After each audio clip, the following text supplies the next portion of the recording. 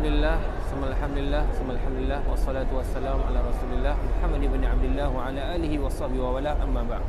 Jadi alhamdulillah, sekarang ni kami berada bertepatan di kawasan sa'i tingkat 2 di Masjidil Haram, yang mana di antara benda yang wajib dilaksanakan pada mereka yang ingin melaksanakan haji dan juga melaksanakan umrah.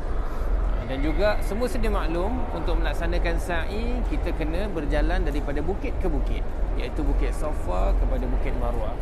Adakah kita tahu sebab apa kita melaksanakan sa'i dan bagaimana di antara sebab ataupun sirah ataupun sejarah yang terjadinya ibadah sa'i di antara yang wajib dalam pelaksanaan umrah dan juga haji? Satu ketika dulu, baginda Nabi Ibrahim alaihissalam ni usia dia hampir 175 tahun, yang mana beliau ada anak ataupun keturunan, kelahirannya, daripada kelahiran keturunannya adalah lebih kurang 13 orang anak, termasuklah Nabi Ismail alaihissalam. Dalam kisah ini yang mana melibatkan Nabi Ismail alaihissalam dan juga Siti Hajar alaihissalam.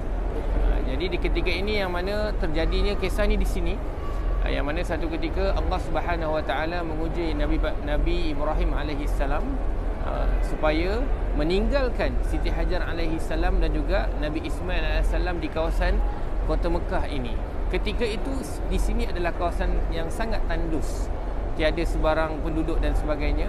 Jadi dekat situ Allah Subhanahu Wa Taala mengarahkan, disebabkan kedua-duanya memahami siapa Siti Hajar alaihissalam dan juga baginda Nabi Ibrahim alaihissalam memahami ini adalah perintah Allah Subhanahu Wa Taala, kedua-duanya redha atas ketentuan ini. Dan akhirnya Nabi Ibrahim alaihissalam meninggalkan Siti Hajar alaihissalam, yang mana ketika itulah berdualah ataupun hanya tinggal Nabi Ismail alaihissalam dengan ibundanya, iaitu Siti Hajar alaihissalam. Ketika itulah terjadinya satu ketika, pada peringkat awalnya ada bekalan makanan dan bekalan minuman, namun bila dah makan hari daripada hari ke hari, akhirnya bekalan makan terputus.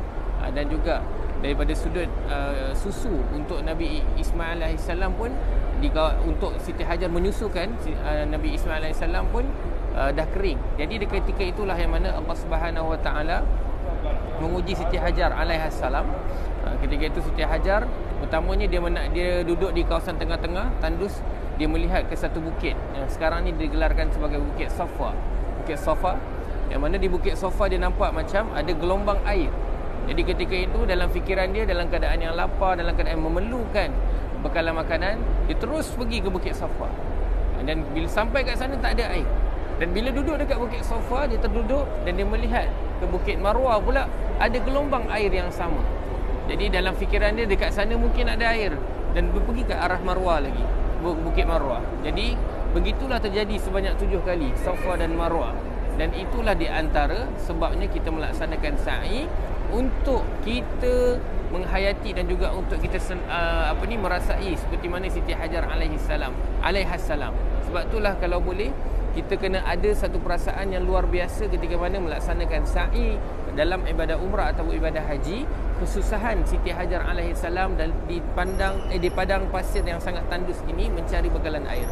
Namun dengan kuasa Allah Subhanahu Wa Taala, ketika itu hampir di kawasan dan lokasi Kaabah sekarang ini, yang mana Siti Hajar alaihissalam melihat ada satu percikan air yang terpercik dekat situ, yang mana hampir dengan Nabi Ismail alaihissalam. Dan akhirnya Siti Hajar alaihissalam mendengar kata-kata daripada malaikat, Zamzam, Zamzam, kepung air tu. Itulah sebab namanya Zamzam. Dan akhirnya di situlah mendapat punca air, sehingga kini dengan keajaiban, walaupun kita rasa ajaib, tapi tiada mustahil bagi Allah Subhanahu Wa Taala, dan kita menikmati daripada sudut air Zamzam dan sebagainya yang penuh dengan kelebihannya. Dekat situ sekarang ni adalah asalnya daripada kisah Siti Hajar alaihissalam dan juga Nabi Ismail alaihissalam ditinggalkan di padang pasir tandus kota Mekah Al-Mukarram.